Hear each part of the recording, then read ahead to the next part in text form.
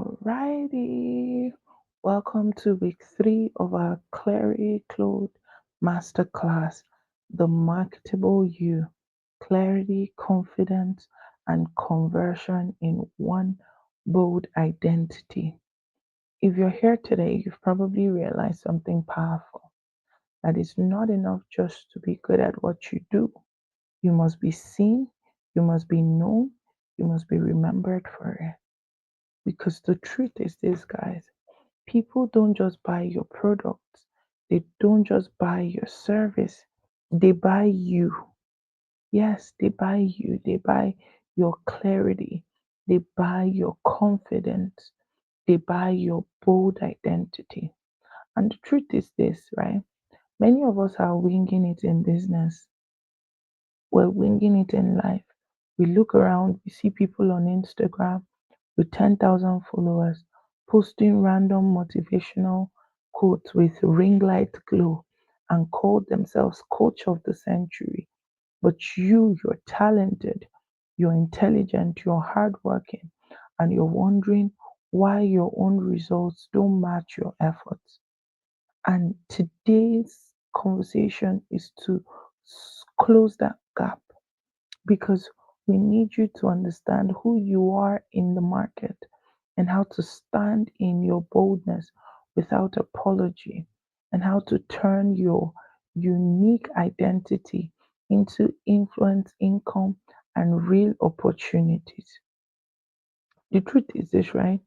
Visibility without identity is vanity. So you would do anything to be seen. You won't have standards. You won't have any reason to stop. You won't have boundaries. Anything goes. So visibility without identity is vanity. But identity with clarity is strategy. The moment your identity marries strategy or marries clarity, you build strategy. So in building the marketable you want to build the version of you that does not shrink, right? You want to build a version of you that doesn't get lost in the noise. You want to build a version of yourself that is not chasing shadows, a version of you that owns the spaces confidently, like when Mrs. Ibukwa Shika walks into a boardroom, for example, or Dangote steps into business negotiation, knowing the power he carries, or Chimamanda Adichie, writes a sentence so bold that the world listens. So let's start by understanding clarity. Why clarity? Because confusion is expensive. Confusion will cost you years. I've sat with clients, even in the 1 hour clarity sessions that I do. And at the end of it, they're like, oh, thank you so much. Thank you. You saved my life. Confusion will cost you years. Confusion will cost you opportunities. Confusion would even cost you relationships. Some people are literally living their lives as though they are in no show, they are at rush hour. Everybody is shouting, horns is blaring. Nobody is actually going anywhere fast because you're in the midst of chaos. If you can't clearly see who you are, what you do, and why it matters, you would always be underpaid, overlooked, and underestimated. If you cannot see clearly articulate, tell us who you are, what you do, and why what you do matters, you would always be underpaid, overlooked, or underestimated. Ambiguity is one of the easiest ways to kill opportunities. Clarity opens you up to opportunities. Clarity opens you up to opportunities. So I'll give you, I think I talked about it in the first week, but I just want to run through it quickly. Your identity. Who are you really? Beyond your CV, beyond social media bio, who are you? See, your identity is not just your name, it's your unique market DNA. It's a mixture of your story, your skills, your strength, your style. Let me say this. If you do not define your identity, the market will do it for you. If you don't tell us who you are, we'll create a narrative that suits what we want you to look like, what we want you to sound like, what we want you to show up like. Because we're naturally selfish as humans. And so, for example, in Nigeria, if you're good at singing, even just slightly, people will call you things like a choir master. Even if you're meant to be a tech entrepreneur, see where your identity can be misplaced. So, your job is to become intentional about your narrative. Don't buy into narratives that sabotage you. Number two is your vision, where you're going. What do you stand for? What future do you see? Vision is not your motivational wallpaper. Your vision is a compass. Think about Strive Masiyiwa, the founder of Econet. When he started, Zimbabwe had political, economic, and legal challenges. But his vision was not just to start a telecom company, his vision was to connect Africa to the world. And that vision powered him through 200 court cases before Econet was allowed to operate. 200. You can't survive that kind of pressure without vision. I want to say something that will shock you. When your vision is clear, obstacles become details, not dead ends. When your vision is clear, when what you're building is clear to you, obstacles now turn to details. They are no longer dead ends. So you would see a way around it. You would believe that there was a way around it. You would act as though there is a way around it. You would show up knowing that, there's a way around this thing. There's a way to get this thing done. There's a way to build this thing. And number three is value. Value. What problems do you solve? And why should anyone trust you, not anyone else, to solve it? You see, your value is what makes you useful.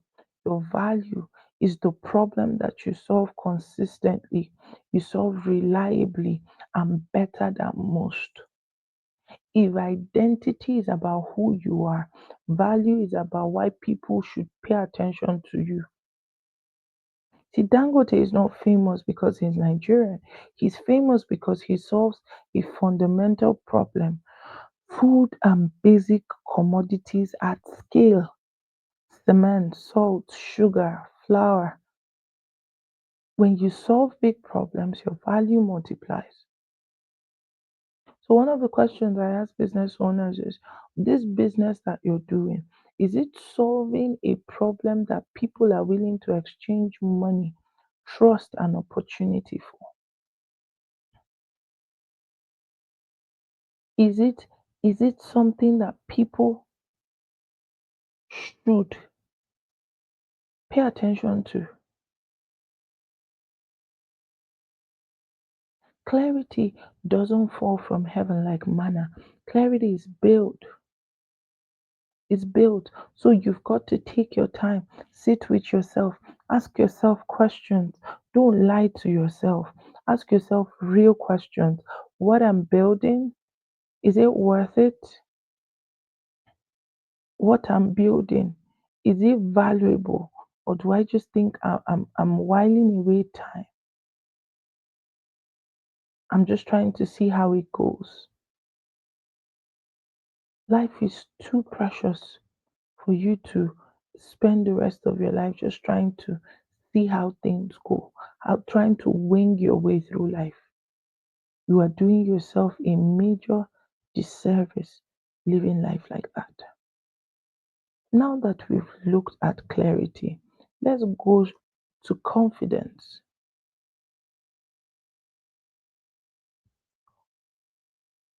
Why do people shrink? Why do people shrink? Why do people shrink? Why are you shrinking into spaces that you have outgrown? Why are you shrinking into spaces that you have outgrown? Because a lot of you have outgrown the people that you're trying to serve. You've outgrown the people that you're trying to serve. You've got to learn how to own the room without apology. Show up. Because let's be real, many of us know our value in our head. But when it's time to open our mouth and talk about it, it's like confidence flies out of the window. They ask you one little question at a networking event and you're stammering. You're stammering like NEPA just took the light. You see, clarity without confidence is like having a Ferrari but refusing to turn on the ignition. The car is fine, but it's going nowhere. Confidence is what moves your clarity into the world. Confidence is the voice of your value. So when you talk about owning the room without apology and not arrogance, not fake loudness, not packaging that disappears when you get home, true embodied confidence. What's the mindset of confidence? Confidence is not thinking that you're better than others. It's knowing that what you carry is needed.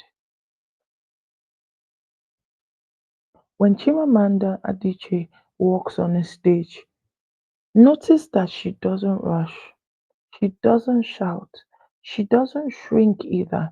She carries herself with the authority of someone who knows that her words have weight. That's the secret.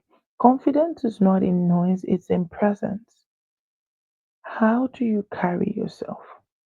Because a lot of us are afraid of, oh, what will people say? How will people see me? What will people think about me if I show up like this? If I come through like this? How would people perceive me?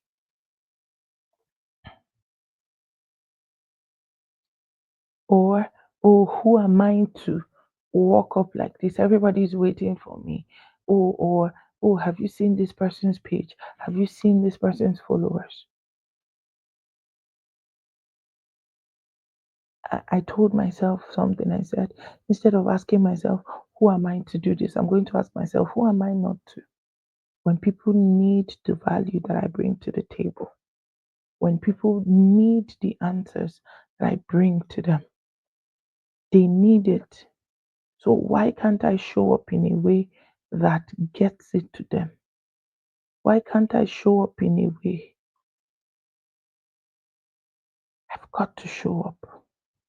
I've got to show up. I've got to show up. I've got to show up. I've got to show up.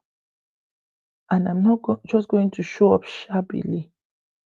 I'll show up as though I'm worth the wait because I am. I am worth the wait. I'm worth the time. I'm worth the effort. I'm worth it. And I'm going to carry myself like that. So let's practice some confidence. Number one is body language. Stand up, shoulders back, chin up, just breathe. And then tell yourself, I am the answer to someone's prayers today. I'm the answer to someone's problem today. Say it calmly. There's no rush. They're waiting for you to come. Another thing people do to boost their confidence is the confident anchor. So they have a song, a ritual, an affirmation, an outfit, a prayer, a pose that signals to your brain, now I show up, like your Superman cape.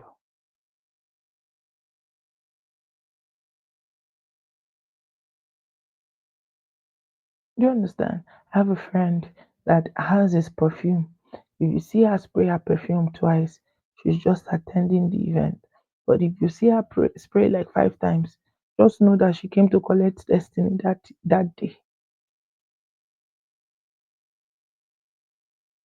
Confidence is clarity expressed simply. Speak slower, not in a way that is dragging and annoying. It's nervous people who try to rush through their words in 2 seconds. Start with one clear idea, not 10. End with a bold call to action. Here's what I help you with. Here's what I offer. The Dangote is not the loudest man in the room when he speaks, but when he speaks, it's clear. I sell cement, I sell sugar, I sell what Africa needs.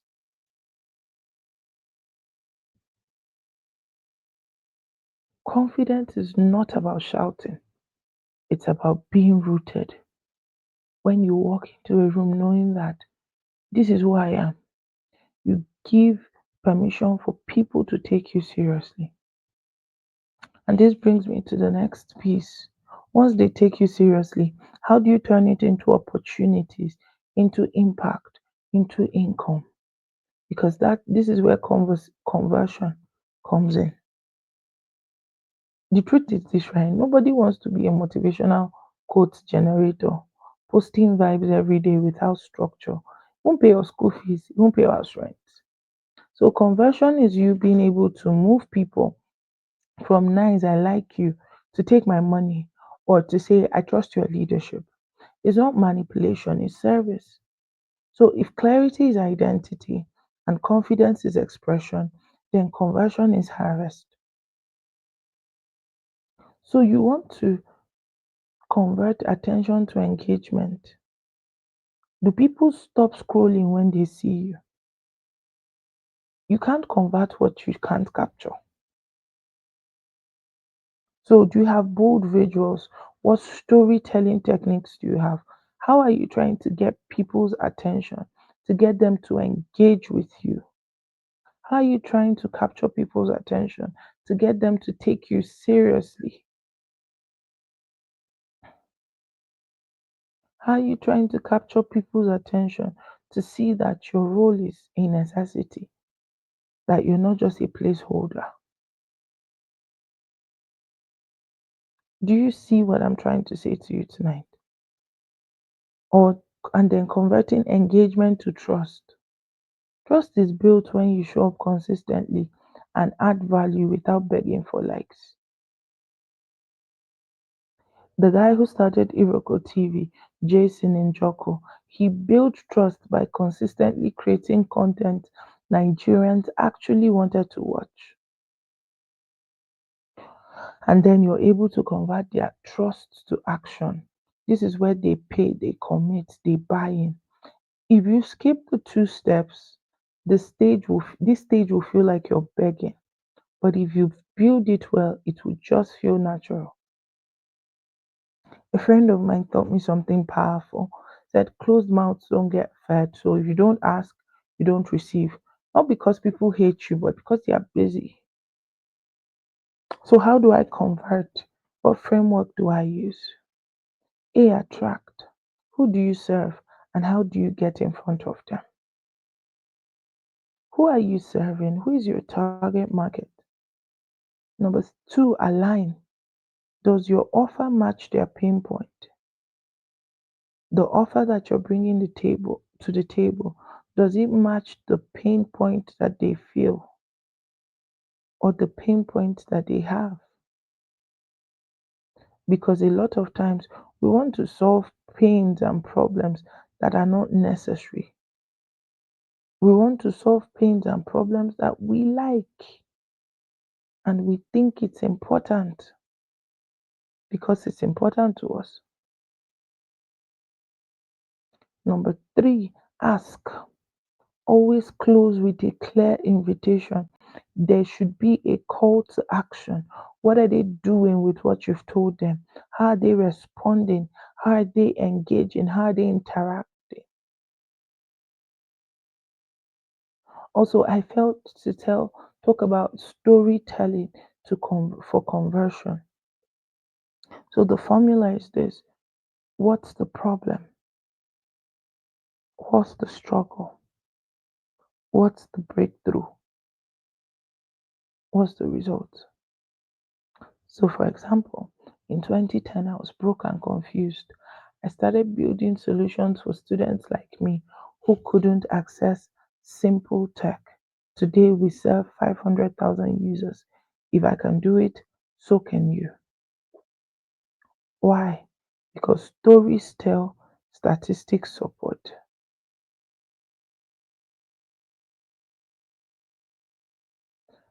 When you're writing your offer, you want to ask yourself, okay, is this good enough? Can a 12-year-old understand this? If you say things like, I help purpose driven visionaries to unlock their holistic paradigms of destiny alignment, people will laugh at you. They will scroll and pass. But if you say, I help professionals build profitable side businesses without quitting their jobs, they know what you're saying. When it comes to come to closing, confidence and clarity must combine.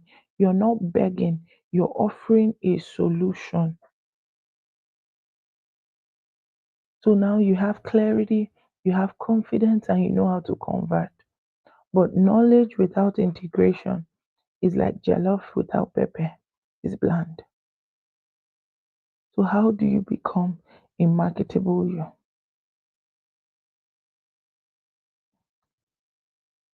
If you leave here with all notes and no action, it will just become another nice training you attended and you forget in 2 weeks. The goal of this masterclass is transformation, for you to be able to apply the things that you're being taught and see results. So you want to go from clarity, I know what I'm selling, confidence in myself and in my product, and then know how to convert it and be consistent in doing it. That's how you become marketable. Because the truth is this: repetition builds reputation, reputation builds reputation. Bukwanwashika went from furniture to boardrooms, clarity of value. Trevor Noah went from Soweto to global stages, confidence in storytelling. Aliko Dangote went from commodities to empire, conversion through consistency. You don't need to be louder. You don't need to be fake. You don't need to have it all figured out. You just need clarity, confidence, and courage to convert. That's what makes you valuable. That's what makes people buy into you, buy into your vision, buy into what you believe. Not just what you're saying, but the steps that you're taking. Let me know in the chat what in this session stood out for you. I want to hear from you today. Look forward to reading.